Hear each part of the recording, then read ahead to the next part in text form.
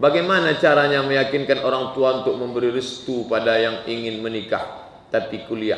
Saya tak bisa menghukum generalisir karena beda daerah, beda keadaan, beda kondisi. Ipolexos Hankam, ideologi politik, sosial, budaya, pertahanan, keamanan. Mungkin untuk kasus si A ini lain, orang tuanya mampu tapi orang tuanya jahil. Yang satu ini orang tuanya tak mampu tapi sebetulnya orang tuanya setuju-setuju cuman tak ada duitnya.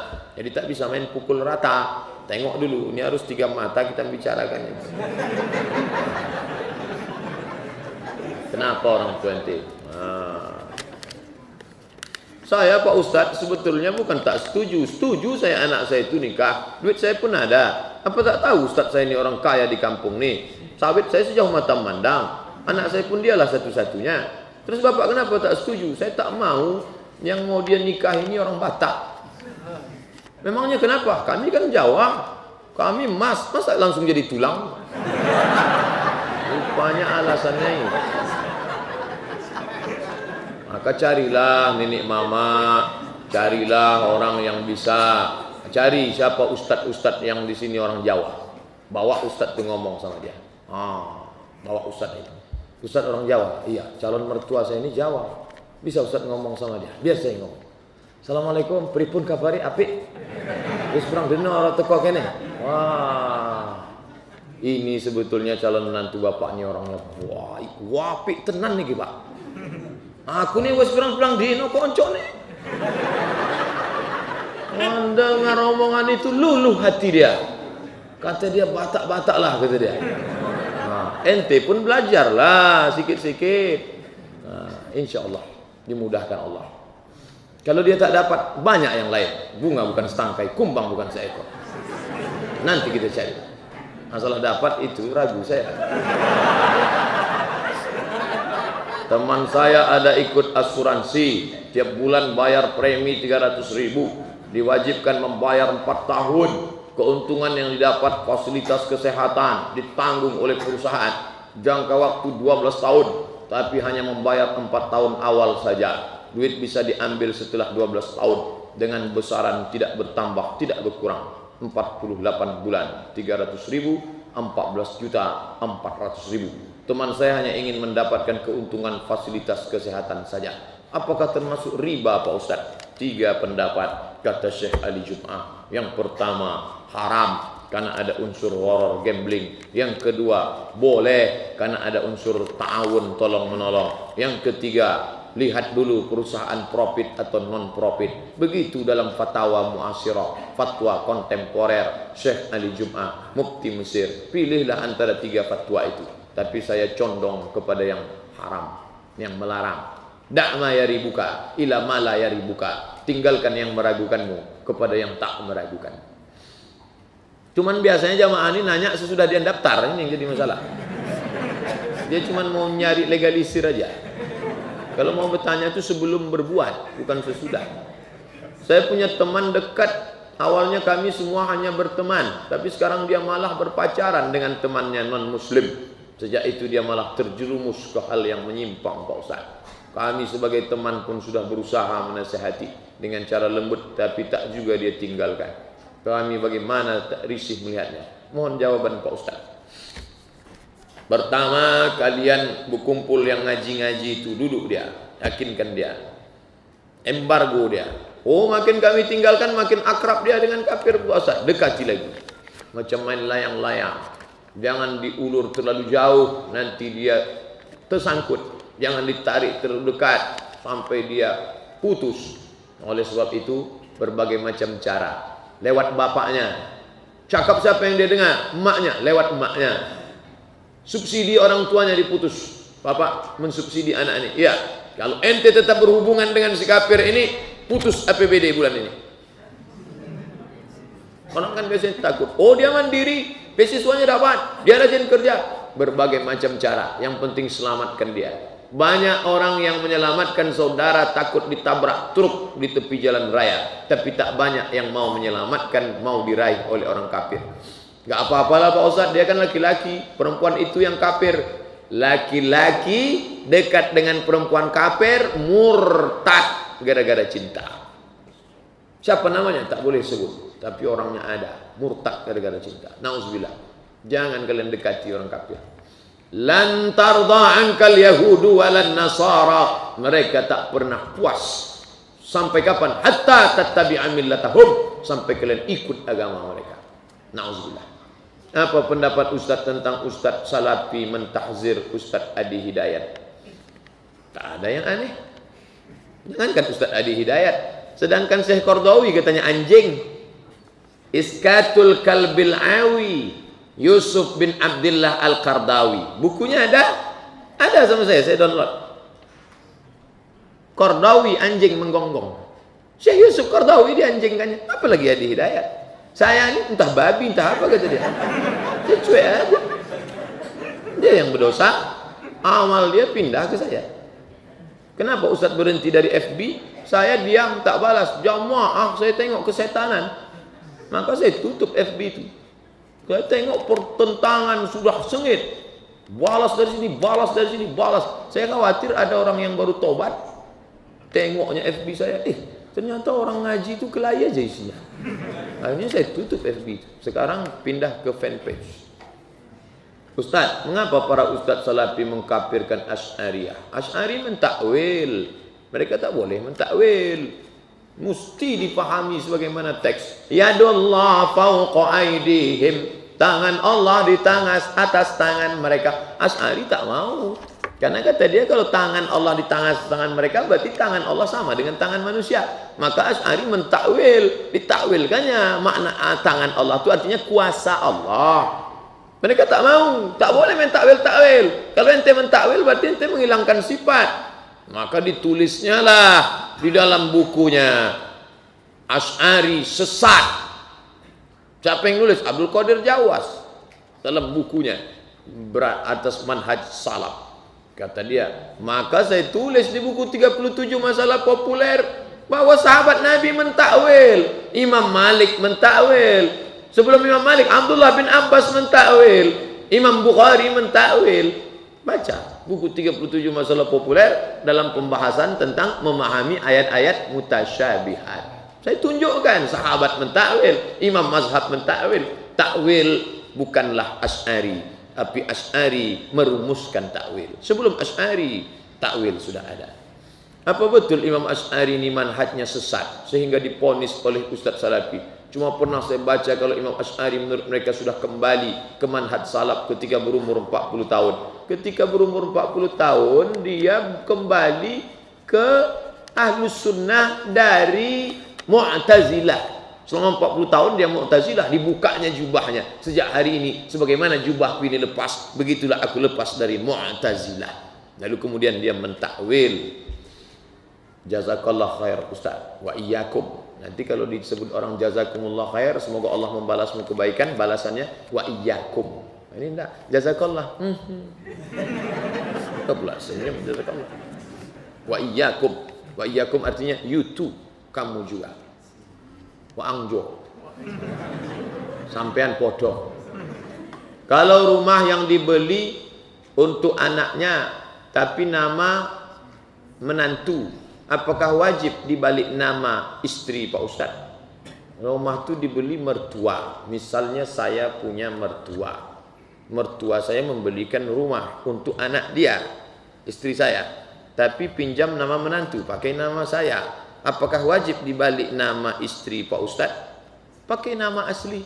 Karena kalau rumah itu pakai nama si suami, mati nanti si istri. Orang sekarang kan yang ditengok hitam di atas putih. Hitam di atas putih itu, kita kan negara hukum. Iya, hari ini kita aman-aman saja. Habib maka haunamma, boleh jadi banyak dia tak tahu kita. Oleh sebab itu maka dalam Islam surat menyurat. Zaman Nabi tak ada orang pandai menulis. Kutabul wahyi yang menulis wahyu 40 orang, tapi ayat paling panjang tentang tulis menulis Al-Baqarah 282. Idza tadayantum bidainin, kalau kalian transaksi utang piutang ila ajalin musamma, sampai batas waktu tertentu faktubuh, tulis. Nah, maka jangan lagi pakai pinjam nama. Ini ada orang kaya di Pekanbaru. Ustaz, saya tahu betul itu bapak itu semua hartanya atas nama bininya. Satu-satunya yang atas nama dia Vespa buruknya tahun 70 itu. Itu kalau mati dia bahaya. Itu kalau bapak itu meninggal, dibawa ke pengadilan, Vespa itulah dibelah dua. Harta dia semua atas nama istri. Iya, waktu dia hidup istri itu baik. Setelah dia meninggal, stres dia, koslet, urat otaknya. Tengoknya berondong. Habis. Bukan saya suuzon, dah, waspada. Kadar baik, kadar buruk itu datang dari Allah. Apakah pejabat yang korupsi itu telah ditentukan oleh Allah kadar buruknya? Menjadi Cina itu bukan pilihan, itu takdir dari Allah. Menjadi Batak, masuk ke dalam perut orang Tapanuli Utara, itu bukan pilihan. Malaikat tak pernah datang bawa kertas multiple choice. Ente mau jadi apa? Papua. Tak pernah. Maka menjadi orang Papua itu takdir. Tapi menjadi seorang Muslim pilihan. Wa nafsin wa ma sawwaha, demi jiwa dan penciptaannya, fa alhamaha fujuraha, ada jalan fujur, jalan jahat, jalan jelek, jalan hitam, wa taqwaha, jalan baik. Saya diberikan dua pilihan. Ini bir bintang, ini Zam-Zam. Maka saya sedang berada di tengah. Pilihlah. Allah kasih telinga, inna sam'a, pakai telinga, wal basar, pakai mata, wal fuad, otak, hati dan pikiran. Apa kata telinga? Mendengar ustaz ceramah, innamal khamru wal maisir, Arab, fajtanibu. Apa kata mata? Menonton di TV. Berapa banyak orang yang mabuk, bertabrakan, mati segala macam. Hati berpikir, hati merenung, otak berpikir, harap. Maka dengan penuh keyakinan saya pun minum air Zam-Zam. Allahumma inni as'aluka ilman nafi'an wa rizqan wasi'an wa shifaan min kulli da'in wa saqamin bi rahmatika ya arhamar rahimin. Saya dapat pahala karena saya sudah berjuang memilih yang hak, meninggalkan yang batil. Tak bisa dengan penuh kesadaran saya masa bodoh, tak pakai telinga, tak pakai mata, tak pakai akal, lalu saya minum kamput. Nauzubillah. Setelah mabuk ditangkap. Kenapa ente mabuk? Tuhan sudah mentakdirkan aku untuk mabuk. Bisa. Allah sudah larang. Innamal khamru wal maisir wal ansab wal azlam rijsun min amali syaitan fajtanibu. Makanya zaman Umar bin Khattab ditangkap itu. Ketika ditangkap pas mau dicambuk, jangan cambuk aku, karena Tuhan mentakdirkan aku harus mabuk siang ini. Kata Umar, tambah lagi. Kenapa ditambah? Bonus. Karena dia bicara takdir tanpa ilmu. Ada namanya al-kasbu, ada namanya ikhtiar. Allah berikan kita usaha dan ikhtiar, maka kita memilih. Hidup adalah pilihan, dan setiap pilih ada resiko yang akan diterima. Dengan penuh kesadaran mengambil uang umat. Ustadz sudah ceramah, ini APBD penduduk Riau 6,5 juta, kita akan makan uang haram, nanti di akhirat kita akan kembalikan itu. Kita cari semua 12 kabupaten kota Riau, cari semua ketika di padang mahsyar. Bolak-balik Ustadz menyampaikannya. Masa bodoh. Makanya ada satu neraka khusus, namanya neraka sa'ir, tempat orang yang tak pernah memakai otaknya. Lau kunna nasma'u, andai dulu kami mau mendengar, au na'qilu, mau kami berpikir, ma kunna fi ashabis sa'ir, pasti kami tak masuk neraka sa'ir. Pakai. Afala ta'qilun, afala tatafakkarun. Istri sudah dijaga, sudah dikasih makan, sudah diperiksakan ke dokter, ternyata lahir anak cacat. Nauzubillah. Takdir, terima takdir, jangan salahkan. Ini salah kamu nih, gara-gara jogging-jogging kemarin. Salah kamu nih, gara-gara ngejek-ngejek orang susah. Qaddarallah. Kalau kunci pintu masuk setan adalah kalau. Sekali kalau, gunting, potong. Ada kalau, cabut, masuk ke dalam kotak, kunci, kuncinya campakkan ke Sungai Siak. Takdir. Nah, jadi jangan masalah beriman kepada takdir ini, hati-hati. Silap-silap orang menjadi jabariyah. Dia kata dia macam wayang. Aku adalah wayang yang dipermainkan oleh dalang. Kau kenapa tak ke masjid? Tuhan sudah mentakdirkan aku untuk tak sholat siang ini. Ustaz, bagaimana hukumnya keluarga yang sampai sekarang sudah masuk 11 tahun setelah meninggal orang tua masih memperebutkan dan memperdebatkan masalah warisan? Kenapa tak dibagi? Yang paling cepat harus dilakukan adalah bagi warisan. Setelah tahu jatahnya masing-masing, bahwa dia mau, oh janganlah kita bagi, yang penting kita sudah tahu, tapi surat sudah dapat masing-masing. Kasihan emak tua masih tinggal di rumah, nanti tersinggung ya. Setelah emak meninggal baru kita bagi ya, tapi sudah tahu jatahnya. Jangan sampai tak tahu. Ini kenapa dia tak kumpul? Kumpul lah. Begitu seminggu, 2 bulan, sebulan, kumpul semua. Ahli waris kumpul semua, bicarakan sampai tuntas. Kalau takut berkelahi, panggil ustaz Dr. Mawardi Muhammad Saleh, dudukkan situ. Bagaimana solusi terbaik dari masalah ini? Dudukkan anak pertama, anak kedua, anak ketiga, anak keempat, duduk, laki-laki, perempuan, duduk bersama. Mau dibawa kemana hubungan kita? Ini harta kita ini. Inventarisir, pakai whiteboard. Di mana kebun sawit berapa hektar? 10. Ruko, bagi semua. Total harga berapa? Nah, bagi. Lidzakari mislu azil unsayain. Anak laki-laki dapat 2 kali bagian anak perempuan. Mak masih ada? Ada. Berapa dapat mak? Walakum nisfu ma taraka azwajukum. Kalau istri meninggal, suami dapat 1/4 kalau tak ada anak. Kalau ada anak, suami dapat 1/2 kalau tak ada anak. Kalau ada anak, suami dapat 1/4. Istri dapat berapa? Istri dapat 1/4 kalau tak ada anak. Kalau ada anak, istri dapat 1/8. Bagilah semua. Setelah selesai, tuntas, bagi. Ini kenapa disimpan? Menyimpan api dalam sekam, menyimpan bom waktu yang akan meledak. Dan keluarga akan terus tua dan meninggal. Meninggal satu, makin berkecamuk, ribet, menarik benang kusut, makin ditarik, makin kusut. Bagaimana cara menyelesaikan masalah tentang masjid yang uang infaknya digunakan pribadi oleh ketua RT yang merangkap sebagai perbendaharaan masjid? Lapor ke Polda, tangkap polisi. Indonesia negara hukum, tak ada tawar-menawar. Lapor Polda, tangkap. Malu kita Pak Ustaz? Apa malu-malu? Tangkap. Tak ada tawar-menawar. Pak Ustaz, bagaimana hukum memukuli pencuri hingga babak belur, bahkan sampai meninggal? Ingat, la ta'tadu, jangan melampau batas. Innallaha la yuhibbul mu'tadin. Allah tak suka pada orang yang melampau batas. Waqtuluhum, bunuhlah mereka. Haitsu saqiftumuhum, sebagaimana mereka membunuh kamu, bunuhlah mereka. Tapi itu atas pimpinan ulil amri. Kalau ada orang mencuri barang milik saya, maka saya lapor ke ulil amri. Bukan saya langsung menghukum. Ada perangkatnya. Maka saya tak boleh melampau batas. Ittaquz zulma, takutlah perbuatan zalim. Inna zulma zulumatun yaumal qiyamah. Kezaliman akan menjadi kegelapan pada hari kiamat.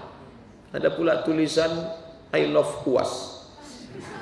Kalau laki-laki boleh dibalas. Balasannya kalau ada orang mengatakan inni uhibbuka fillah, aku cinta kepadamu karena Allah. Sesama laki-laki, jawabannya ahabbakallahu fima ahbabtani. Semoga Allah mencintaimu sebagaimana cintamu karena iman.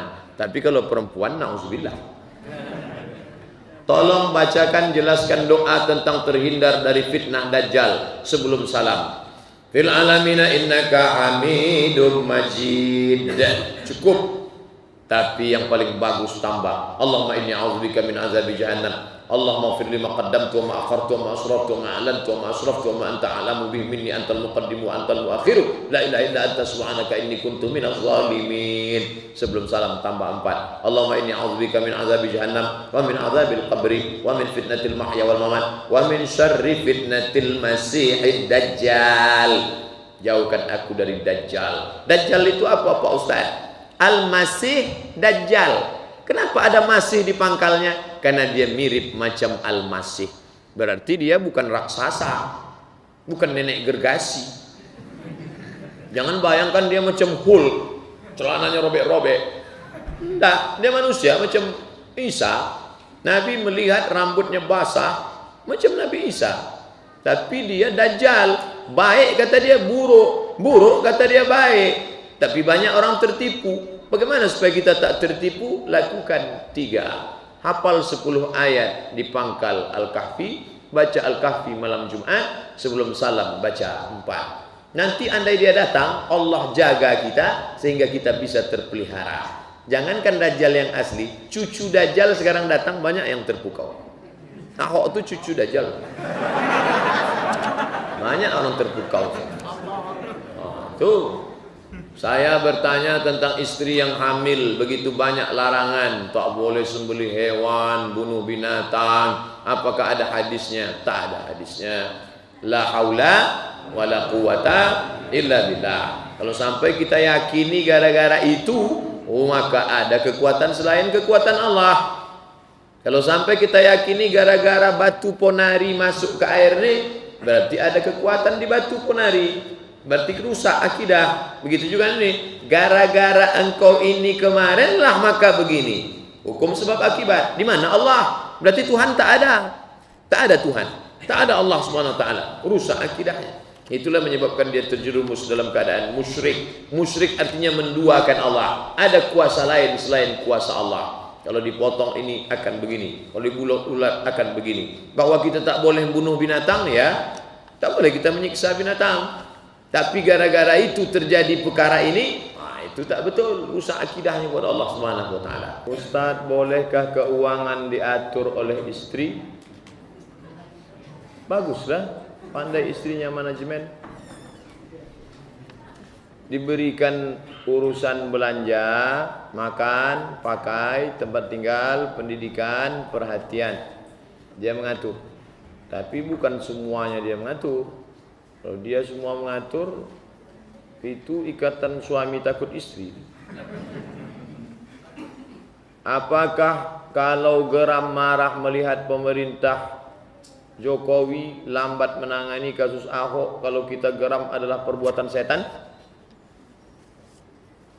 Marah karena Allah Subhanahu Wa Taala. Ridho pun juga karena Allah. Jangan karena ulah. Marahnya kenapa? Marah karena tidak menangkap pemimpin kafir. Marahnya kenapa? Karena menurut hukum konstitusi, kata Mahfud, Profesor Dr. Mahfud MD, yang pakar hukum konstitusi negara itu, semestinya pada tanggal 14 Februari itu sudah ditangkap. Karena kalau dia tidak ditangkap, Presiden harus mengeluarkan Perpu. Kalau Perpu dikeluarkan, itu menunjukkan keberpihakan kepada tersangka.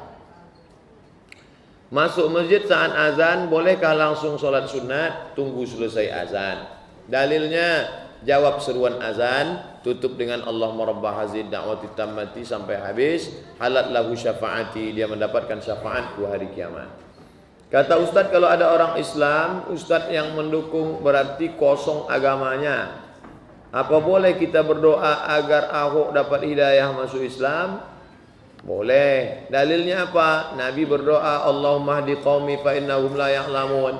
Berikan hidayah karena mereka tak tahu. Atau kita berdoa agar dimatikan saja oleh Allah Ta'ala. Nabi SAW melaknat Allahumma al'an bani Ri'il, Allahumma al'an Zakwan, Allahumma al'an Usayyah. Laknatlah Ri'il, laknatlah Zakwan, laknatlah Usayyah, karena mereka sudah membunuh da'i yang dikirim oleh Nabi SAW. Jadi kalau ada kawan-kawan kita yang mengirimkan doa-doanya, itulah dalil mereka. Acara akikah dengan baca selawat, mencukur rambut adalah sunnah. Sebaiknya bagaimana caranya Pak Ustaz? Kullu mauludin rahinatun bi aqiqatihi. Setiap anak tergadai dengan akikahnya. Tuzbahu anhu yauma sabihi. Potongkan kambing pada hari ke-7. Yuhlaku, cukurkan rambutnya. Wa yusamma, kasih nama yang baik. Lalu kemudian orang tua tadi ingin dapat syafaat, dibacanya selawat. Ya tak salah. Selawat itu ada 2. Selawat yang maksur ada dalam hadis, selawat yang tidak maksur yang dibuat oleh ulama. Selawat munjiat, Allahumma sholli ala sayyidina Muhammadin sholatan tunjina biha min jamil ahwali wal afat. salawat badar, salatullah salamullah ala toha rasulillah, salatullah salamullah ala yasin habibillah, salawat nariyah, tanhalu bihil uqadu wa tanfarijul qurabu wa tuqda bihil hawaiju. Nah, ini semua selawat-selawat ini baik yang ma'thur dalam hadis maupun yang dibuat ulama, selama tak bertentangan maknanya dibaca baik. Man shalla alayya salatan, siapa yang berselawat kepadaku satu kali, sallallahu alaihi biha asyra, dapat 10 kebaikan, wa utan anhu asyra sayyi'at, ditutupi 10 kesalahan, wa rufi'an lahu asyra darajat. Baik daripada dia pakai keyboard tunggal keong racun kucing garong. Waktu orang menjadi makmum tersebut masbuk, lalu dia tak tahu cara masbuk, apakah boleh orang tersebut dijadikan imam solat? Orang yang jadi imam itu mesti afqah, yang paling faqih. 14 sudah kita bahas di masjid Pasar Kampar sebelah kiri. Pertama wali, berkumpul orang sepekan baru ini yang paling layak jadi imam wali kota. Tak sanggup dia, diangkatlah masjid imam ratib namanya, itulah imam paripurna. Tak juga sanggup, cari yang paling afqah, yang paling faqih, yang paling alim, yang paling ngerti tafsir Quran. Siapa lagi? Yang paling banyak hafalan, sampai 14 kriteria. Nah, jadi menjadi imam ini, tapi jangan gara-gara ini lalu tak ada solat jamaah. Maka mestilah didirikan sekolah agama. Turki, kita belajar dari Turki. Turki itu sekuler habis 1924, Mustafa Kemal Atatürk menghancurkan khilafah di Turki, tapi ada satu yang tak tumbang, Madrasah Imam wa Khatib. Najmuddin Erbakan itu tamat Madrasah Imam wa Khatib. Dan yang sekarang itu Tayyip Erdogan itu pun tamat dari Madrasah Imam wa Khatib. Laki-laki bisa jadi imam, bisa jadi khatib. Jadi supaya orang yang tak mampu dia tidak maju saja. Saya mau nanya Ustadz, apabila ada seorang tak sholat dari mulai balik sampai 40 tahun, pada saat 40 dia mulai bertaubat dan mendirikan sholat, apakah sholat yang lalu wajib diqadha? Wajib. 4 mazhab, Hanafi, Maliki, Syafi'i, Hambali.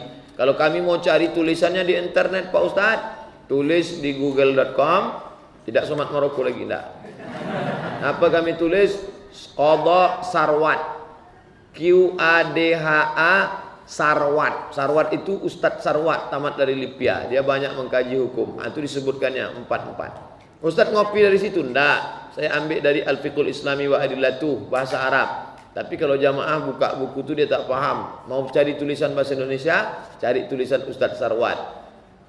Keywordnya Qadha Sarwat.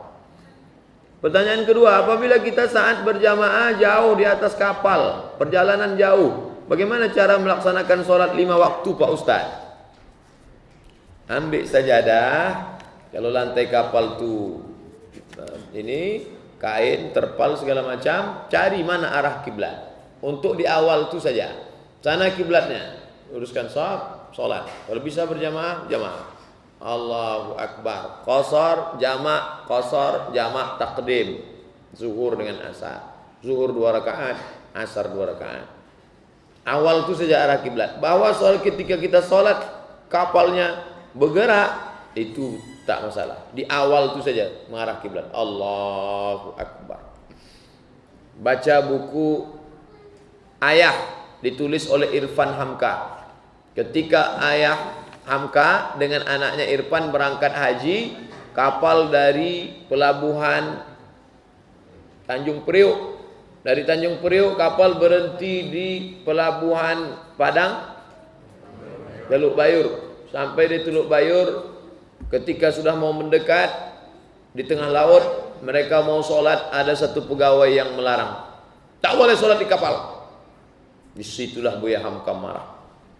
Jadi kata Irfan, ternyata ayahku yang lembut itu juga marah. Mana orang yang melarang, kata Buya. Ini dia.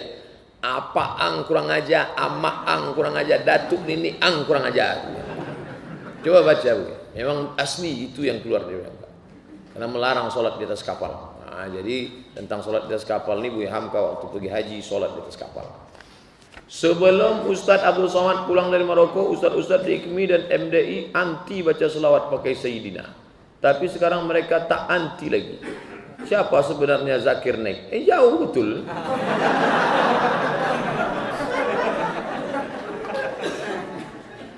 Tidak betul. Semua ustaz-ustaz di IKMI dan MNDI itu pakai Sayyidina. Ustaz tahu dari mana? Waktu saya pulang, saya diundang, mereka pakai Sayyidina. Bahwa ada sebagian orang tak mau pakai Sayyidina, wallahu alam, tapi alasan sudah kita. Nah, jadi tak boleh main generalisir, tak boleh main pukul rata. Siapa itu Zakir Naik? Zakir Naik dokter, tapi punya kecerdasan yang luar biasa. Itu memang janji Allah. May yartadda minkum an dinihi, siapa yang meninggalkan agama ini, fasawfa ya'tillah, Allah akan ganti biqaumin, dengan sekelompok orang, yuhibbuhum wa yuhibbunahu, Allah cinta kepada mereka, mereka pun cinta kepada Allah. A'izzatin 'alal azillatin 'alal kafirin, mereka menghinakan orang kafir, mereka memuliakan orang Islam. La yakhafuna fillah laumata laim, mereka tak pernah takut berjuang di jalan Allah. Zakir Naik ini salah satunya. Bolak-balik orang kafir itu mendirikan sekolah misionaris, tak berhasil mengobok Al-Quran.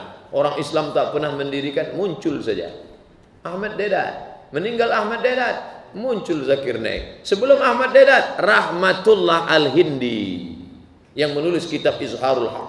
Namanya Rahmatullah Al-Hindi, orang India. Waktu itu India dijajah oleh Inggris. Setiap berdebat dengan misionaris, menang Rahmatullah Al-Hindi. Akhirnya dikejar, mau dibunuh, lari ke Makkah. Sampai di Makkah mendapat tanah wakaf dari seorang perempuan bernama Saula. Didirikanlah sekolah namanya Madrasah Saulatiyah. Disitulah anak-anak Indonesia belajar di Saulatiyah. Salah satu anak yang belajar di Saulatiyah adalah Syekh Mustafa Hussein. Pulang mendirikan sekolah namanya Mustafawiyah Purba. Nah, jadi ada hubungan koneksi yang luar biasa. Adalah seorang anak India, dibawa ayahnya merantau ke Afrika Selatan. Miskin, susah, jual garam. Setiap dia jual garam datang misionaris. Yang masuk Kristen yuk, yang masuk Kristen yuk.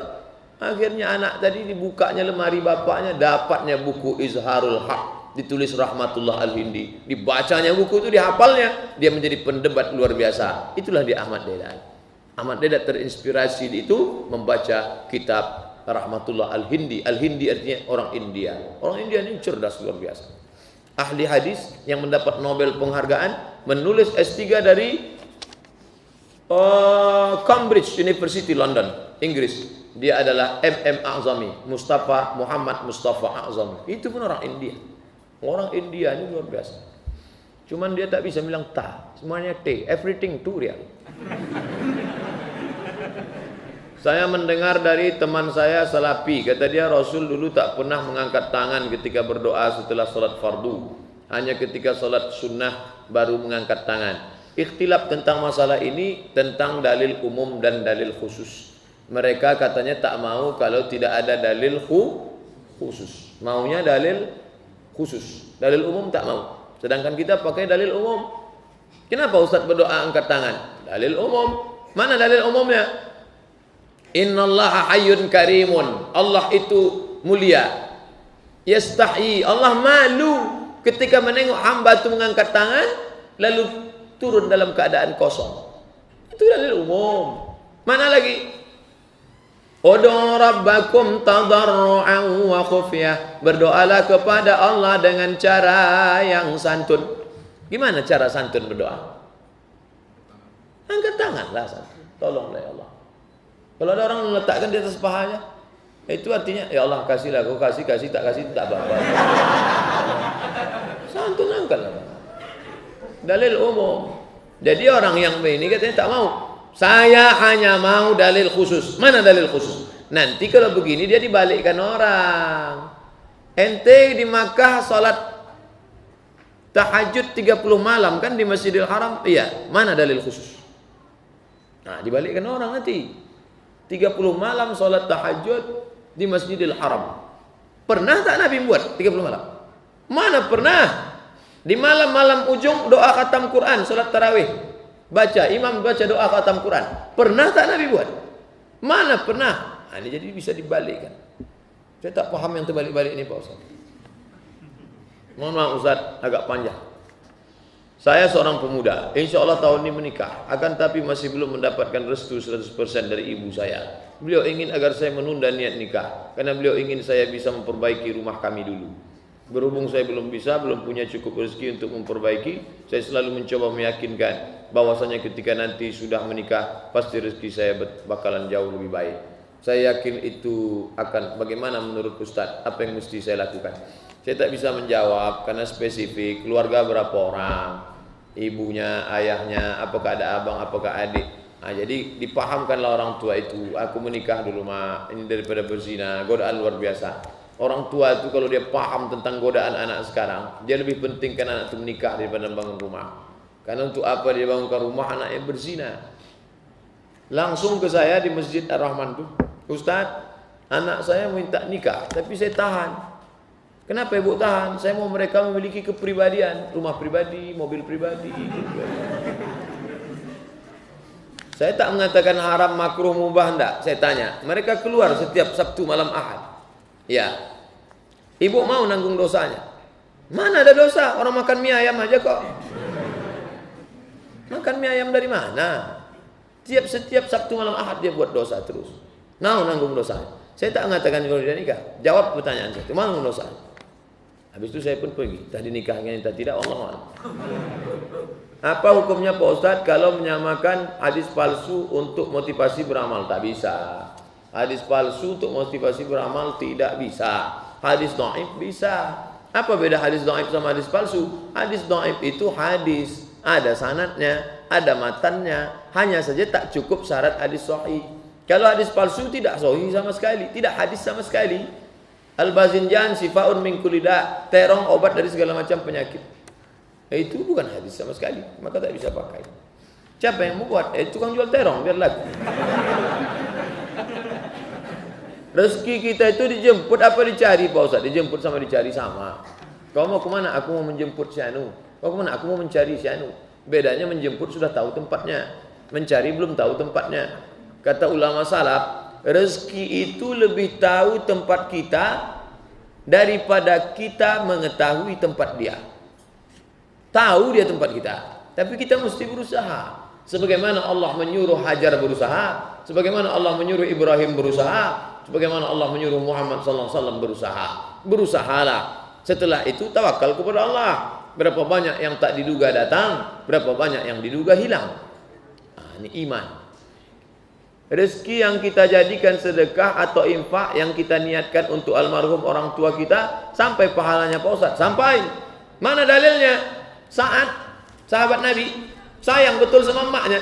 Ya Rasulullah, ya ummi matat, emakku mati. Apa atasaddaqu anha? Kalau aku bersedekah, sampaikah ini? Sampai. Ayu sadaqatu afdal? Apa sedekah yang paling elok ya Rasulullah? Saqyul ma, memberi air minum. Adik-adik yang orang tuanya sudah meninggal, bapak-bapak, besok pergi ke panti asuhan di belakang Kopi Sunda, jumpai Pak Yazid atau panti asuhan Muhammadiyah atau panti asuhan yang lain, datang. Pak, berapa anak-anak sini? Ada 200. Nah, tolong bawa semuanya. Enggak, 10 aja. Saya kebetulan bawa nasi kotak 10-nya. Niatkan untuk almarhumah. Sampai. Apakah makan berdiri menjadi taman setan dan tidak mendapat keberkahan? Ya. Kenapa? La yasrabanna ahadukum qa'iman. Jangan kamu minum berdiri. Faman nasya falyastaqi. Siapa yang lupa muntahkanlah. Sedang minum tak boleh, apalagi makan. Kuku yang panjang apakah tempat setan? Ya. Azfaraka. Tengoklah kukumu. Fa inna syaitana ya'kulu. Fa inna syaitana yaqudu ma tala minha. Setan duduk di kuku yang panjang. Hari Jumat, malam Jumat, tidak mesti Jumat, bagus potong pendek. Potong. Bagaimana cara merasakannya pendek? Rasakan.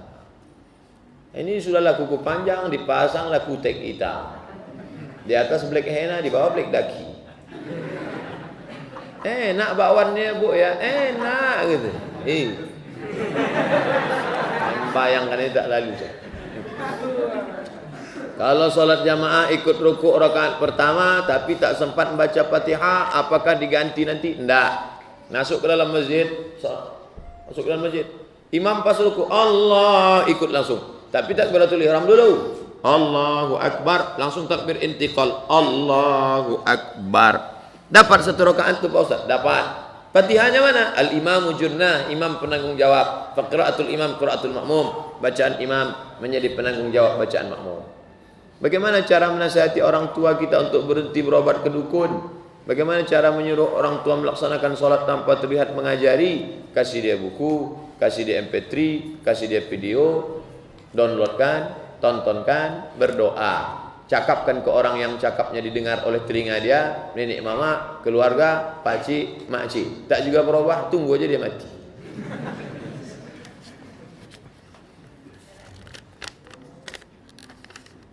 Boleh enggak wanita yang haid menghafal Quran dalam hati? Sepakat 4 mazhab, Hanafi, Maliki, Syafi'i, Hambali. Tak boleh dia baca Quran kecuali 2. Yang pertama, yang hafal mengulang dalam hati. Diam aja dia. Kenapa biniku ni Pak Ustaz? Hafal Quran. Itulah enaknya bini hafal Quran. Diam dia ngapal. Yang satu lagi diam, umpamanya kesambet. Yang 2 yang boleh baca Quran itu siapa? Guru di sekolah. Istri bapak mana? Guru. Baca Quran dia dipotong-potong. Innallaha wa malaikatahu wa malaikatahu yusalluna ala nabi. Boleh untuk mengajar. Apa saja amalan wanita yang haid Pak Ustaz? Zikir. Berwudu, habis itu berzikir. Subhanallah 1000 kali, alhamdulillah 1000 kali, Allahu Akbar 1000 kali, salawat 1000 kali, istighfar 1000 kali. Astaghfirullah Rabbal baraya tombo ati ono 5 pekarane. Banyak kalau mau beramal daripada cerita tak tentu arah. Kenapa banyak perempuan sedang haid diganggu setan? Karena dia sedang dalam keadaan blank, hatinya kacau, galau, mengangau depan pintu. Itulah masuk setan. Bagaimana pandangan Ustaz mengenai mandi berlimau? Limau artinya jeruk. Mandi berlimau, mandi pakai jeruk. Kenapa mesti pakai jeruk? Karena dengan jeruk hilanglah lemak-lemak, daki-daki di badan. Makanya ikan itu, apalagi ikan amis, ikan tapah, ikan ini mesti dibasuh dengan jeruk. Seandainya tidak ada mandi berlimau, itu orang nenek moyang kita dulu tak bisa sholat tarawih. Waunya minta ampun. Bayangkan mereka sholat tarawih. Tapi setelah beli mau petang itu dikumpullah segala bunga-bunga, segala bunga, dipotonglah limau, diambil itu mayang kelapa, mayang pinang, dimasukkan ke periuk tanah, mandi. Kenapa mandinya di sungai? Karena orang Melayu rumahnya tepi sungai. Kenapa mesti pakai limau? Karena limau itulah yang menghilangkan lemak-lemak, melukul-melukul yang mengadai daki. Nah. Jadi berlimau itu tak apa-apa Pak Ustaz, tak apa-apa. Kenapa MUI Sumatera Barat mengharamkan berlimau? MUI Sumatera Barat mengharamkan bukan limaunya, bukan mandinya, baduo dia teban. Bonceng-bonceng ke pantai, besok mau puasa hari ini buat maksiat. Mandi kok pakai keyboard? Orang mandi pakai air, dia pakai keyboard. Jadi jangan lagi, yang lajang-lajang jangan. Ya besok kita pergi ke sana ya, jangan pergi, kemana pun jangan. Kenapa pemerintah suka menggalakkan itu? Karena APBD. Jangan. Apakah itu termasuk ibadah Pak Ustaz? Tidak ada bagian dari ibadah. Kalau mau mandi, mandi bersih sendiri. Tak pakai limau Pak Ustaz, sabun ada banyak. Kertas terakhir, apa hukumnya orang tua ibu saya suka menjelek-jelekkan saya ke orang-orang dan kepada saudara-saudara? Saya tahu karena ada yang menyampaikan. Saya marah pada ibu saya, tapi hanya dalam hati. Saya takut berdosa melawannya. Apakah saya tetap berdosa Pak Ustaz? Saya tak tahu umur ibu itu berapa, tapi yang jelas diajak dia bicara baik-baik dengan kata yang santun. Bahasanya bahasa kita, tapi disampaikan bukan mulut kita, mulut nenek mama, mulut kakaknya, mulut makciknya, mulut orang tuanya, disampaikan. Dibawakan dia ke pengajian atau ada arisan keluarga, panggilkan ustaz. Ceritanya tentang apa? Judul kita pada petang hari ini adalah tentang seorang ibu yang menjelek-jelekkan anak. Itulah usaha kita. Adapun orang tua ni, kalau umurnya sudah 70, 80, maka dia balik macam usia an yuradda ila arzalil umuri, usia budak-budak balik. Pak Ustaz, saya tak sanggup lagi dengan mak saya ni Pak Ustaz, saya siapkan makanan, dia pergi ke tetangga, kata dia tak ada makanan. Saya belikan baju baru, dia pergi ke tetangga, dia pakai baju sobek, katanya anakku tak sayang, tengok baju koyak. Ibu mengurus dia baru berapa lama macam ini? Baru 3 bulan Pak Ustaz. Dia membesarkan ibu berapa lama? Belum seimbang, susah payah dia. Belinang air mata, meregang nyawa dia membesarkan kita. Orang tua macam Quran buruk, dibaca tak terbaca, dibuang berdosa. Kalau orang lupa bacaan solatnya, apakah batal solatnya? Tidak. Kalau lupa jumlah rakaat, apakah batal? Tidak. Mana dalilnya? Nabi pernah solat zuhur 2 rakaat. Buka kitab Sahih Bukhari Muslim. Dalam Al-Lu'lu' wal Marjan fi mattafaqa alaihi syaikhan, Syekh Muhammad Fuad Abdul Baqi. Selesai salat zuhur 2 rakaat, sahabat nanya, "Ya Rasulullah, ya, apakah turun wahyu?" "Kenapa? Kok zuhur 2 rakaat?" "2 tadi." "Iya." Nabi tambah 2 rakaat lagi. Setelah itu sujud sahwi. Sujud sahwi 2 kali. Allahu Akbar. Subhanallah la yanamu wa la yashu. Mazhab Syafi'i. Mazhab yang lain, subhana rabbiyal a'la wa bihamdi. Allahu Akbar, duduk, tak ada baca apa-apa, diam saja. Allahu Akbar, subhanallah la yanamu wa la yashu. Allahu Akbar, baru salam. Assalamualaikum warahmatullah. Kalau ingatnya setelah salam tu sujud sahwi.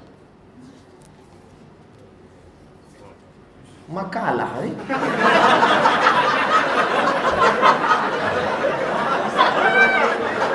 Tak apa-apa, kita jarang-jarang berjumpa. Saya pernah baca hadis yang berbunyi, tali iman yang paling tinggi adalah cinta karena Allah dan benci karena Allah. Apakah ini artinya kita boleh membenci seseorang karena Allah? Misalnya karena dia melanggar hukum Allah. Benci bukan karena orangnya, benci karena perbuatannya. Abu Sufyan jahat. Apa jahatnya Abu Sufyan? Dibawanya 1.500 orang untuk memerangi Nabi Muhammad SAW. Setelah Nabi kalah, dibawanya kuda hitam menyepak-nyepak batu. Mana Muhammad? Mana Muhammad? Jahat Abu Sufyan.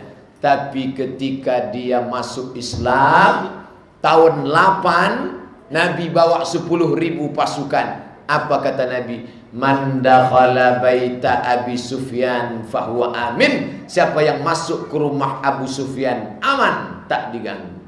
Begitu Nabi berubah hatinya. Benci bukan kepada Abu Sufyannya, pada perbuatannya. Mas bro, aku benci pada perbuatanmu karena kau sabu-sabu pesta narkoba. Tapi kalau kau sudah tobat, kau adalah saudaraku. Mari kita ke masjid bersama. Akhirnya dia pun berhenti. Bukti bukan karena tobat, karena mati. Tapi katanya tak boleh memutus tali silaturahim Pak Ustadz. Kita bukan memutus, tapi kita menjaga jarak. Kita tetap datang Idul Fitri, say hello, assalamualaikum, minal aidin wal faizin, taqabbalallahu minna wa minkum, taqabbal ya karim. Perbuatan kita itu tak setuju dengan perbuatan dia. Karena dengan setujunya kita, itu membuat dia menjadi enjoy, nyaman. Ah, abangku tak marah kok. Ah, emakku tak setuju, diam aja kok. Saya pernah baca bahwa saat Wahsy dari Ethiopia yang membunuh paman Nabi Hamzah bin Abdul Muttalib mengucap syahadat, dia mengaku dan menceritakan pada Rasulullah bagaimana dia membunuh Hamzah. Lalu Nabi mengatakan, aku tak akan melihat wajahmu hingga hari berbangkit. Dan hingga Rasulullah wafat, Wahsy tak pernah bertatap muka dengan Nabi. Apakah saya berdosa Ustaz jika saya memutus silaturahim dengan teman saya karena perbuatannya? Bunyi cakap Nabi bukan begitu. Begini bunyinya. Tahun ke-8 Nabi ke Makkah. Dibebaskannya Makkah, masuk Islam semua. Turun ayat, Iza jaa nasrullahi wal fath wa ra'aitan nasa yadkhuluna fi dinillah afwaja. Wahsy lari ke Taif. Mana Wahsy lari? 19 hari Nabi di Makkah. Setelah selesai Nabi balik ke Madinah. Wahsy pulang. Disangkanya Nabi memancung kepala orang. Dia tengok kawannya sehat. Muhammad mana? Muhammad sudah balik. Kalian tadi dia tidak diapa-apakannya. Ente aja yang ketakutan. Wahsy pun datang menjumpai Nabi ke kota Madinah Al-Munawwarah. Masuk dia ke rumah Nabi. Nabi bertanya, hal anta Wahsy? Apakah engkau Wahsy? Ya. Qatalta Hamzah, kau yang sudah membunuh Hamzah. Betul. Nabi memukul dada Wahsy. Tengok, Nabi tak benci. Jangan katakan Nabi pendendam. Nabi memukul dada Wahsy, doa Nabi. Nanti kalau ada ustadz memegang, kalau saya misalnya di An-Nur, saya pegang dada ada jamaah laki-laki, sedang transfer apa ustadznya? Itu sunnah, karena Nabi ada pegang sama. Mendoakan semoga Allah memberikan hidayah. Dan memang Wahsy, masya Allah, dialah yang membunuh Nabi palsu Musailamah Al-Kadzab. Itu Wahsy. Tanganku bergelimang dosa karena membunuh orang paling baik Hamzah, tapi pernah membunuh orang paling jahat Musailamah Al-Kadzab. Lalu apa kata Nabi? Hal istata'ta an tughayyiba wajhaka anni. Itu kata Nabi.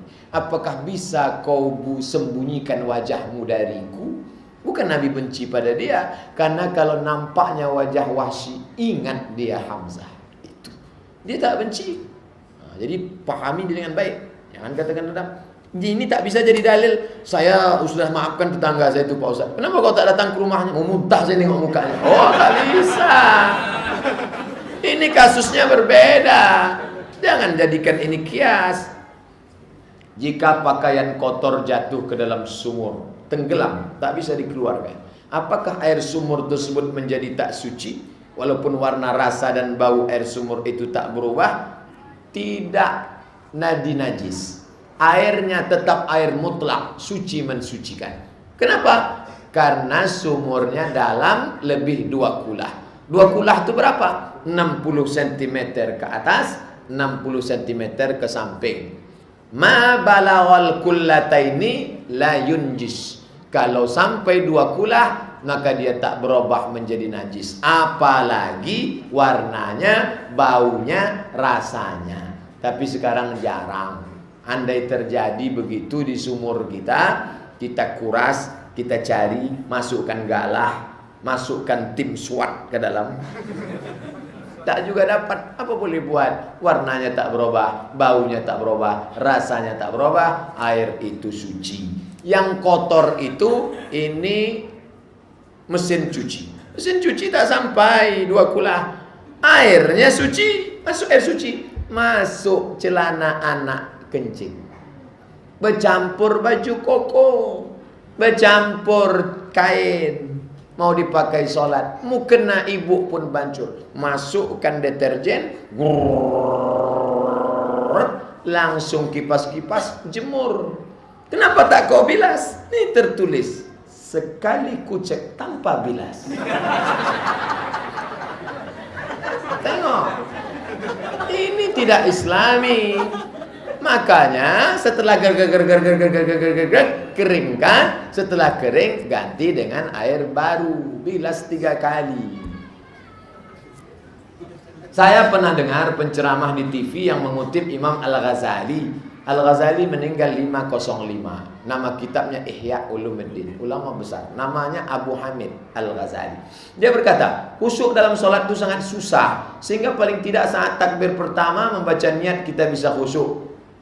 Ayahanda Ustaz, tolong saya bagaimana agar bisa khusyuk dalam sholat. Udah tadi dibahas.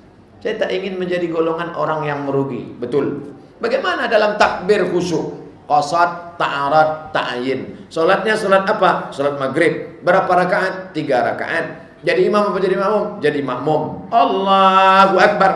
Payah hati saya Pak Ustaz. Itulah maka dibantu dengan usolli. Usolli fardol maghribi. Berapa rakaat? Salasa rakaatin. Salat ada apa qadha? Adaan. Jadi imam apa jadi makmuman lillahi ta'ala. Salasa rakaatin, 3 rakaat. Datang jamaah umrah, ditanya sama security, tinggal di lantai berapa? Salasa rakaatin. Lantai 3. Ayahanda Ustaz, bagaimana cara mengucapkan huruf dhad? Posisi lidah dan pengucapannya. Saya sudah baca buku serta melihat dan mendengar video dari Syekh Quraim Rajih, ahli qiraat dari Suriah, Syekh Quraim Rajih. Ustadz belajar baca Fatihah sama siapa? Dengan Syekh Azra'i Abdul Ra'ub. Berapa lama baca Fatihah? 3 bulan tak pindah-pindah. Macam mana bunyinya? Gini bunyinya, yang semampu saya lah. Bismillahirrahmanirrahim. Alhamdulillahi Rabbil Alamin, Ar-Rahmanir Rahim, maliki yaumiddin, iyyaka na'budu wa iyyaka nasta'in, ihdinas siratal mustaqim, siratal ladzina an'amta 'alaihim ghairil maghdubi 'alaihim waladdallin. Itulah yang saya baca dulu. Berubah-ubah sedikit mungkin karena gigi ada tanggal sedikit. Letakkan ujung lidah di gigi depan atas. Gigi itu tak ada lagi. Maka belajarlah ketika masih sempurna. Bapak yang sudah tak ada jangan tersinggung. Saya tak ada yang Ayahanda Ustadz, bagaimana cara menjadi penghafal Quran? Saya tak hafal Quran. Di Al-Azhar 4 tahun, 1 tahun 2 juz, 2 juz, 2 juz. Itu pun sekarang banyak yang hilang. Masuk ke mall hilang 2 juz. Tanyalah kepada Al-Mukarram Ustadz yang hafal-hafal Quran, Al-Hafiz Imam Masjid An-Nur, tanya, apakah memelihara jenggot itu hukumnya wajib? Mazhab Syafi'i memelihara jenggot sunat.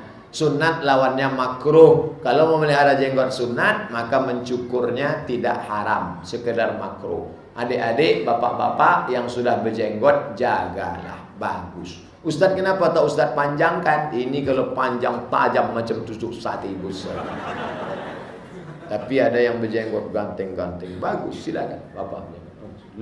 Lembut dia, turunnya ke bawah, ganteng. Menengok wajahnya bertambah iman orang.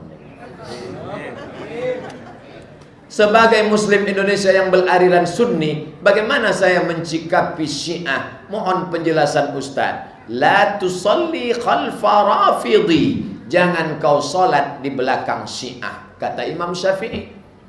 Muridnya Al-Buwaiti bertanya, sifhum lana, bagaimana sifat Syiah itu wahai Imam Syafi'i? Kata Imam Syafi'i menjawab, man qala inna Aba Bakrin wa Umar laisa bi imamaini fahuwa rafidhi. Siapa yang mengatakan bahwa Abu Bakar dan Umar itu bukan khalifah, Abu Bakar dan Umar itu perampok, maka dia Syiah. Itu ciri-ciri. Pengajian pertama tentang cinta ahli bait. Ya Husain, ya Husain, kenapa engkau meninggal di Karbala? Pertemuan yang kedua, Allah melaknat Abu Bakar dan Umar. Syiah. Hati-hati, Syiah sudah mulai masuk. 3 yang menyerang kita. Iran dengan Syiah, Cina membawa komunis, Barat membawa Kristen ekstrim. 3, hati-hati. Bagaimana saya menyikapi Wahabi, Pak Ustadz? Wahabi ada yang baik, ada yang lunak, ada yang keras, ada yang sedang. Ustadz punya kawan yang lunak. Ya, foto buku saya dibuatnya di FB-nya. Bila Anda ingin keluar dari kotak kecil kepicikan, bacalah buku Ustadz Abdul Somad. Dia salafi, kawan saya, baik, tak pernah mempermasalahkan jenggot saya. Sama-sama kami ceramah di Al-Falah subuh, waktu belum pindah ke An-Nur, cipika-cipiki kami. Tak ada dia, baik sampai hari ini. Jadi ada yang lunak tapi ada yang keras. Somad, pelaku bid'ah itu. Diundang dialog, tak pula mau. Katanya tak boleh duduk bersama pelaku bid'ah. Jadi jangan pukul rata. Saya tak senang dengan pukul rata. Salafi, Wahabi itu. Enggak, ada yang baik. Baik, banyak macam jenisnya. Tapi kata kawan saya, ada modelnya yang baik macam dia tak bisa jangan sweeping pukul rata. Apakah kita boleh berteman dengan orang ateis? Berteman dengan orang ateis, kuat menceramahinya seperti yang dilakukan Zakir Naik, boleh. Tapi kalau berteman kita yang goyang, saya mau menyelamatkan dia, tiba-tiba tukang pancing dilarikan ikan paus. Jangan. Kuatkah imanmu atau tidak? Bolehkah saya berteman dengan kaum LGBT? Orang yang LGBT, kalau dia sekedar melambai, zaman Nabi diasingkan. Tempat pengasingannya namanya Naqi. Tempat pemakaman di Madinah namanya Baqi. Tempat pengasingan bencong namanya Naqi.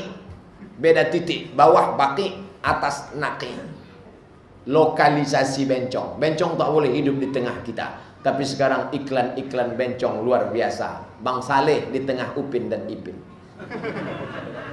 Sebagai muslim kita tak akan pernah mendukung, setuju dengan ide dan pemikiran serta tingkah laku mereka yang bertentangan Islam. Tapi kita hanya ingin menjalin hubungan baik dan saling menghormati. Tak bisa. Bagaimana kita mau saling menghormati? Dia melambai dipegangnya paha kita. Apa kabar mas? Bisa. Tapi kalau kita bisa menyelamatkan dia, ya bisa kita menceramahi dia. Saya belum pernah ceramah ke bencong-bencong lagi. Ustaz, apakah hal yang patut kita lakukan di sini untuk membantu saudara muslim kita korban perang adu domba di Timur Tengah? Pertama, kirimkan bantuan. Man jahaza ghazian faqad ghaza. Siapa yang mengirimkan bantuan, dia sama macam orang jihad fisabilillah. Tak bisa kirim bantuan, doa kunut nazilah. Tadi subuh Sabtu di An-Nur, kebetulan Imam Ustaz Nazri tak ada. Mana Ustaz Nazri? Tak ada. Ustaz Samad maju, kok tahu gini terlambat saya datang. Baca doa kunut nazilah. Allahumma ansur ikhwanana al-mujahidin fi Palestin wa fi Rohingya wa fi kulli makan. Allahumma dammir a'da'aka a'da'ad din. Pulang saya ke rumah, saya bawa makcik dengan kakak sepupu. Waktu kau berdoa tadi mat menangis kan. Paham kalian? Enggak.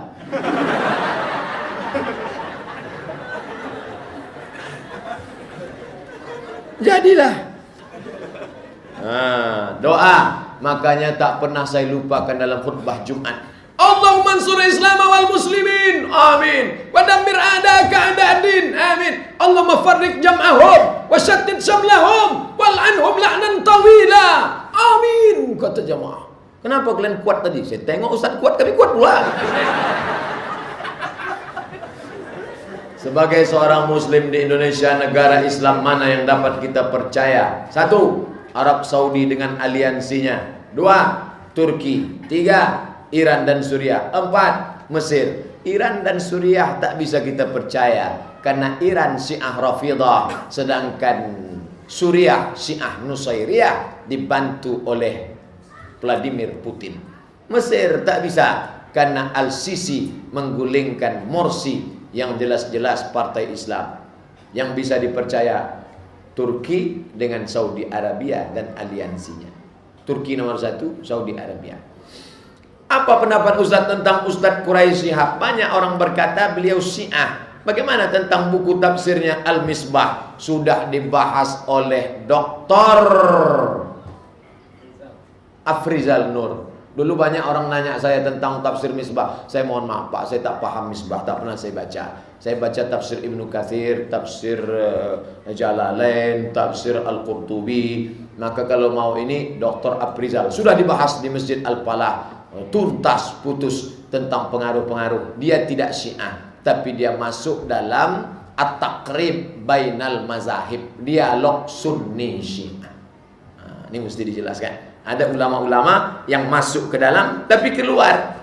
Dr. Yusuf Qardawi pernah ikut masuk ke dalam, keluar. Waktu ditanya Syekh Qardawi, ya kenapa engkau keluar dari dialog Sunni Syiah? Aku tak bisa duduk sama Syiah. Kenapa? Aku mengatakan Abu Bakar radhiyallahu an, Umar radhiyallahu an, Utsman radhiyallahu an.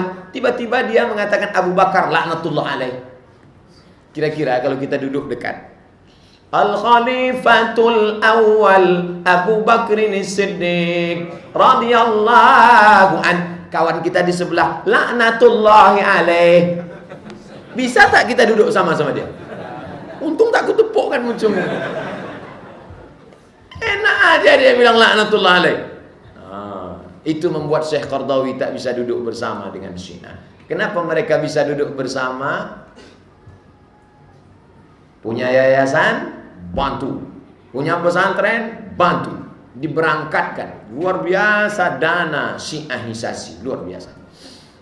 Mengapa pada zaman dulu ada hamba sahaya? Apakah boleh memperjualbelikan manusia? Mengapa dulu boleh memperlihatkan aurat depan hamba sahaya? Bagaimana jika hamba sahayanya berlainan jenis kelamin? Nabi Muhammad datang di tengah masyarakat peminum khamar. Maka khamar tidak langsung khamar haram. Kalau khamar haram orang lari dari Islam. maka haram khamar 3. Yas'alunaka 'anil khamri wal maisir. Kalau mereka bertanya kepadamu tentang khamar dan judi, qul fihima ismun kabiru wa manafi'u linnas. Katakanlah bahwa khamar itu ada manfaatnya. Khamar boleh. Turun ayat kedua, mereka tetap minum khamar, mabuk-mabuk. Pas azan mereka sholat. Ayatnya qul ya ayyuhal kafirun. Sambil mabuk, wala na'budu ma'abattum wala antum ma'abiduna ma'abud wala na'budu ma'abattum wala na'budu. Turun ayat, la taqrabus salah, jangan kau salat, wa antum sukara, waktu kau sedang mabuk, hatta ta'lamu ma taqulun, sampai kau sadar apa yang kau cakapkan. Jam 8 pagi mabuk boleh, jam 10 boleh, jam 11 jangan, nanti mabuk waktu sholat zuhur. Tapi ketika turun ayat ketiga baru innamal khamru wal maisir wal ansar wal azlam rijsun min amali syaitan fajtanibu, jauhi. Nah, begitu juga dengan kasus hamba sahaya. Sebelum zaman Nabi Muhammad, hamba sahaya berkeliaran, perang suku, kalah jadi hamba sahaya, dijual. Datang Nabi Muhammad SAW, dibelinya hamba sahaya itu namanya Thauban, fa'ataqahu, dibebaskannya. Kalian mau masuk surga? Ya, beli, bebaskan. Datanglah Abu Bakar Siddiq, dibelinya budak. Nama budak itu Bilal bin Abi Rabah. Yang membebaskan Bilal, Abu Bakar Siddiq. Jadi Islam datang menghapuskan hamba sahaya. Jadi kalau ada orang baca ayat, ini Pak Ustaz ada hamba sahaya, ente pahami dengan baik. Islam datang, hamba sahaya menjamur. Islam menghapuskan pelan-pelan. Nabi meninggal hari Senin, beberapa hari sebelum meninggal semua hamba sahaya dibebaskannya. Apakah Nabi Muhammad menikahi Maria Kiptiah? Jika tidak, mengapa Nabi mempunyai anak dengan Maria? Status Maria itu budak, pemberian dari Raja Mesir namanya Mukaukis. Mana yang lebih kuat, nikah atau budak? Lebih kuat budak. Karena kalau nikah, akadnya itu akad nikah. Tapi kalau budak, hak milik. Ustadz saya dulu di pesantren mengajarkan, ini batang kayu, ini untuk membuat tangga. Kalau nikah itu kata dia diikat pakai tali. Kalau budak itu dipaku. Yang sudah dipaku tak perlu diikat pakai tali. Ingat betul saya penjelasan dia itu. Yang sudah dipaku tak perlu diikat pakai tali. Budak hamba sahaya tak perlu lagi dinikahi. Tapi ini jangan diekspos sehingga orang yang tak paham, jahil, asik mengekspos. Ini kan gara-gara siapa yang berceramah ini? Berselemak atau siapa yang di TV? Ini macam tak ada kajian lain. Akhirnya banyak jamaah menanyakan ini. Kasus hamba sahaya. Ini Islam sudah menghapuskan hamba sahaya. Jadi Nabi, apakah dia menikahi atau tidak? Yang jelas Nabi tak berzina. Nabi dikasih hadiah dan hamba sahaya. Lalu kemudian lahirlah anaknya laki-laki bernama Ibrahim, meninggal umur 18 bulan. Makam Maria Al-Qibtiyah di pemakaman Baqi. Seandainya dia Kristen tak Islam, tak mungkin dimakamkan di pemakaman Baqi. Kenapa ada tanda wakaf la? Dilarang berhenti di akhir kalimat. Apakah kita harus lanjut membaca? Buka keterangan di ujung, keterangan wakaf. Ada namanya wakaf jaiz, ada namanya wakaf lazim, ada namanya wakaf tak boleh, wakaf mamnu'ul wuquf, mamnu' wakaf berhenti haram. Saya pernah dengar merokok sama dengan bunuh diri perlahan karena menghirup racun. Sehingga jika meninggal karena rokok, matinya mati fasik.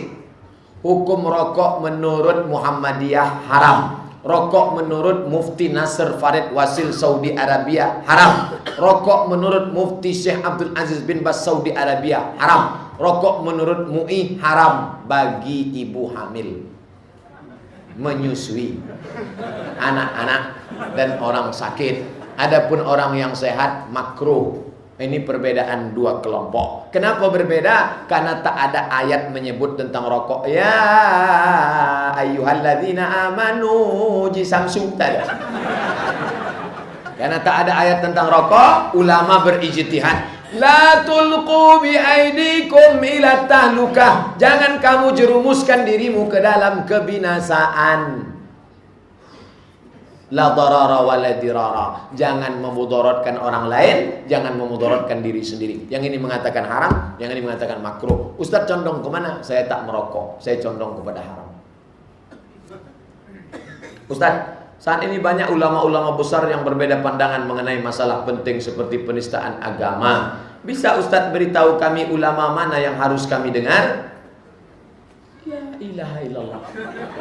Sudah seterang-senterang mata ikutlah fatwa ulama. MUI mengatakan itu penistaan agama. Ustadz ketua FPI mengatakan begitulah perjuangan mereka. Orang Ciamis jalan kaki, kakinya pecah-pecah. Ente masih nanya juga lagi itu tidak. Itu penistaan agama. Tak ada tawar-menawar. Ustaz, apakah shaf dalam sholat harus lurus dan rapat? Saya pernah merapatkan shaf, tapi yang berdiri di sebelah saya malah menjauh, merenggangkan kakinya. Dia belum mengaji. Wa kana ahaduna yulziqu. Tumit rata dengan tumit. Ini tumit, ini tumit. Di ujung sajadah. Yang rata tumitnya. Adapun ujungnya tergantung kaki masing-masing. Kalau panjang-panjang dia, kalau pendek-pendek. Ini kelingking, ini kelingking. Qadamun biqadamin. Wa kana ahaduna yulziku. Salah seorang di antara kami menempelkan. Nabi tak ada nyuruh tempel. Tak pernah Nabi tempel. Tak pernah. Kata Anas bin Malik, salah seorang di antara kami menempelkan. Artinya apa? Ada yang mampu menempelkan dan dia tak bergerak. Ketika ditempel dia tak bergerak. Tapi ada orang ketika kita tempel dia bergerak. Kalau kita tempel terus, asik ngurus kaki lah. Saya kalau ditempel orang, saya tak pernah bergeser. Ditempelnya saya sekali, saya diam aja. Cuman bergerak-gerak pula kelingking dia. Geli saya. Jadi kalau kita tempel kawan kita itu bergeser dia, jangan kita tempel terlalu rapat, di agak-agak. Tapi sampai celah jauh setan, saddul halal, luruskan shaf. Fa inna taswiyatas sufuh min tamamis shalah. Lurusnya shaf bagian dari kesempurnaan salat. Ingat, imam tak boleh angkat takbiratul ihram sebelum shaf lurus. Makanya imam kita tadi tengok belakang, lurus. Allahu akbar. Apa benar Fatimah putri Nabi selepas meninggal berbeda pendapat dengan Abu Bakar dan hingga kematiannya tak pernah berbicara? Syiah punya kerja. Abu Bakar sampai-sampai apa kata mereka? Umar mendobrak pintu Fatimah, lalu kemudian patah tulang Fatimah. Fatimah meninggal keguguran. Ini cerita bullshit, omong kosong luar biasa. Apa kata Al-Habib Umar bin Hafiz, juru bicara habaib keturunan Nabi Tarim Yaman? Datuk kami Ali bin Abi Thalib digambarkan Syiah sebagai orang lemah tolol. Kekuasaannya diambil, diam. Bininya ditendang, diam. Ya Ali bukan begitu. Waktu Nabi meninggal berapa umur Ali? Jarak Ali dengan Nabi 30 tahun. Ketika Nabi jadi Nabi 40 tahun, berapa umur Ali? 10. Ketika Nabi meninggal umur 63, berapa umur Ali? 33. Anak muda yang gagah perkasa. Jangan bayangkan Ali itu orang lemah. Kalau sempat bininya ditendang sampai patah keguguran, mati Abu Bakar dengan Umar itu dibantai oleh Ali. Ini Syiah menampilkan seolah-olah dia memuja-muja Ali, tapi digambarkannya Ali sebagai orang yang sangat lemah. Ikuti ceramah Al-Habib Umar bin Hafiz tentang kejahatan-kejahatan Syiah.